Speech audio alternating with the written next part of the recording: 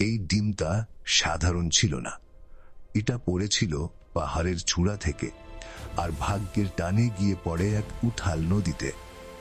সেই নদীর ধারে দাঁড়িয়েছিল একটা হিষ্টপুষ্ট সাদা গাভী।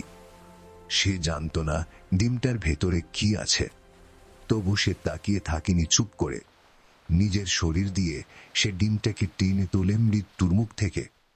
ঠিক তখনই ছোপের ভেতর নড়াচড়া, একটা ক্ষুধার্ত নেকড়ে।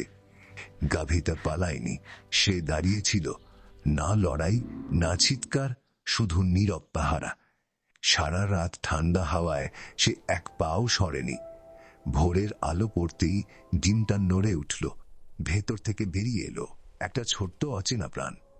গাভীটা তখন নিজের সন্তানের মতো আগলে নিলে তাকে। কিন্তু প্রকৃতি ফিরিয়ে নেয় যা তার ছিল। এত কিছুর পরেও এই গল্পটাকে লাইক বা সাবস্ক্রাইব করলো না।